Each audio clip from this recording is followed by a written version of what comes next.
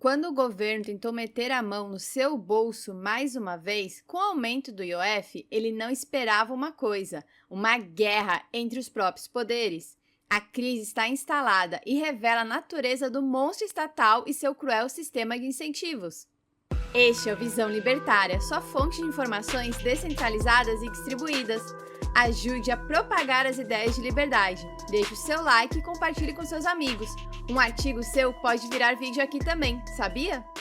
Este artigo foi escrito por Altieres, o último herói da Terra, revisado por historiador libertário e narrado por mim, Catarina.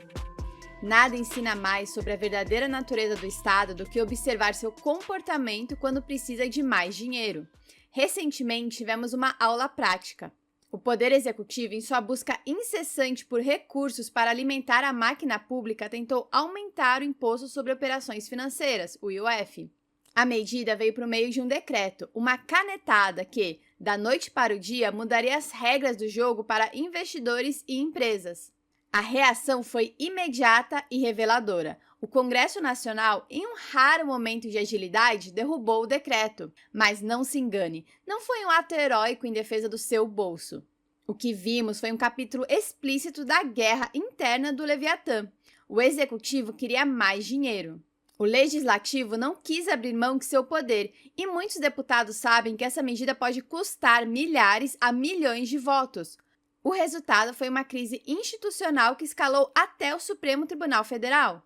Este episódio é um retrato perfeito. Ele mostra um governo faminto e predador, poderes em conflito e, no meio de tudo isso, o indivíduo produtivo sendo, como sempre, quem paga a conta. Vamos desmembrar essa crise para entender o que ela realmente significa sob uma ótica libertária.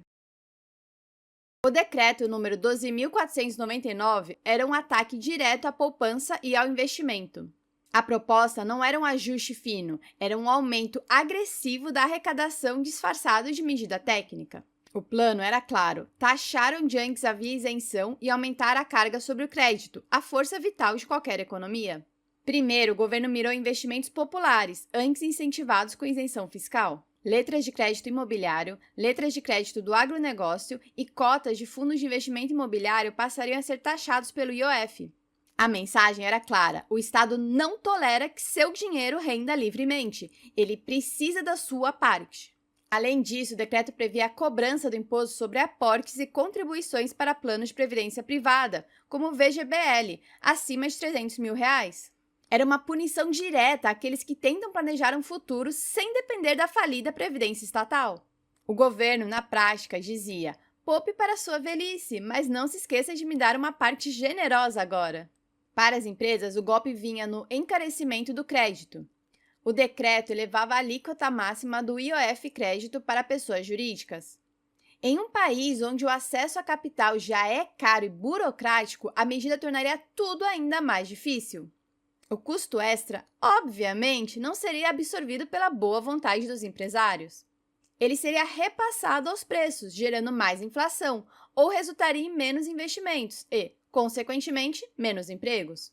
Os defensores da medida e a própria estrutura legal do IOF se apoiam em uma ficção. Dizem que o IOF é um imposto de caráter extrafiscal ou regulatório.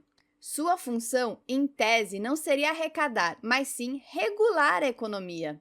O governo poderia usá-lo para incentivar ou desincentivar certos comportamentos, como crédito excessivo ou investimento especulativo de curto prazo.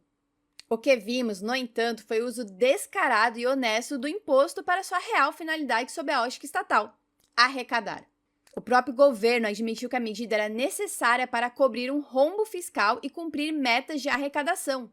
A máscara caiu. A desculpa da regulação foi abandonada em favor da sinceridade da ganância. Para um libertário, isso não é surpresa. Todo imposto é, em sua essência, uma expoliação, a tomada de propriedade privada por meio da força ou da ameaça da força. A distinção entre imposto arrecadatório e regulatório é uma mera artimanha semântica. Ambos servem para aumentar o poder do Estado sobre o indivíduo. Um tira seu dinheiro diretamente.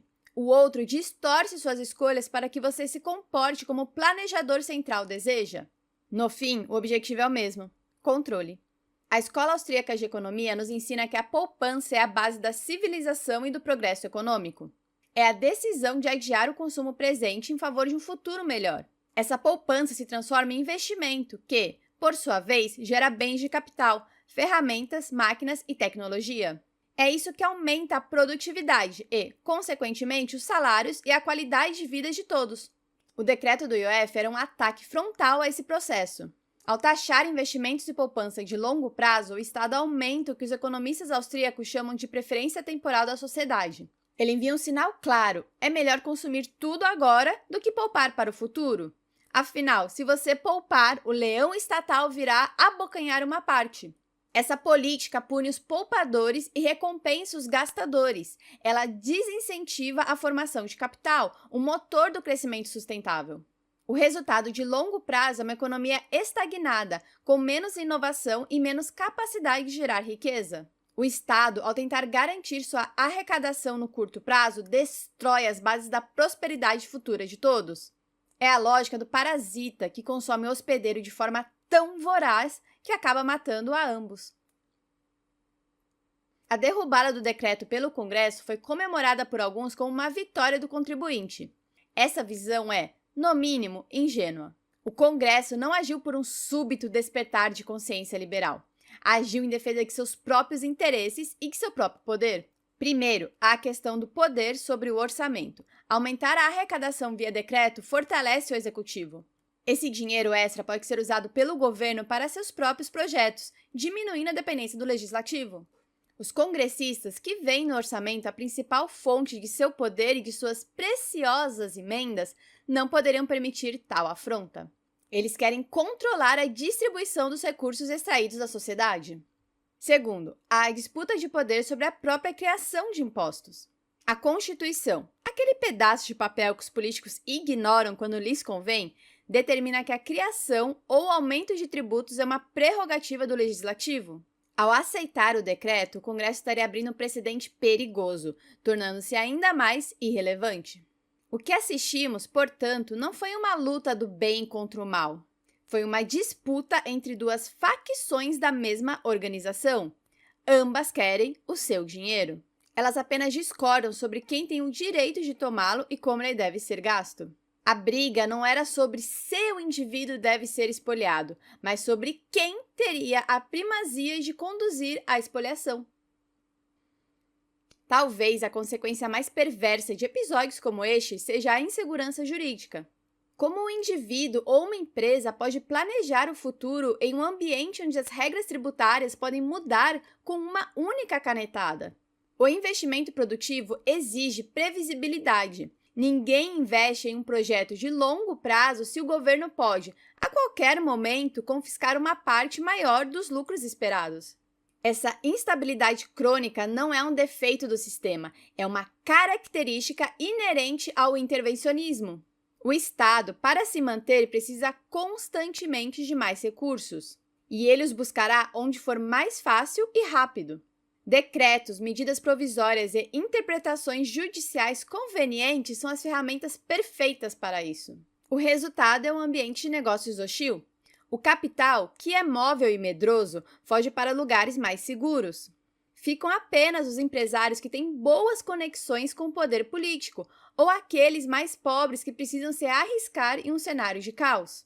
A economia se torna um grande cassino, onde as conexões políticas valem mais do que a eficiência e a inovação. A crise do IOF foi uma pequena janela para a alma do Estado. Ela nos mostrou sua fome insaciável por recursos, sua capacidade de gerar conflito e instabilidade e a fraude por trás de seus discursos. O governo Lula foi derrotado nessa batalha específica, mas a guerra contra o indivíduo produtivo continua. A mensagem é a mesma que sempre. A despesa estatal é uma constante sagrada. O que muda é apenas de qual bolso o dinheiro será retirado. Este episódio reforça uma lição fundamental do libertarianismo. O problema não é o IOF, a CPMF, o imposto de renda ou qualquer outro tributo específico. O problema é a própria existência de um aparato com o monopólio da força para extrair riqueza da população. Não há imposto justo ou reforma tributária boa. Enquanto o Estado tiver o poder de taxar, ele usará para se expandir e para controlar. A solução não está em torcer por uma facção do Estado contra a outra.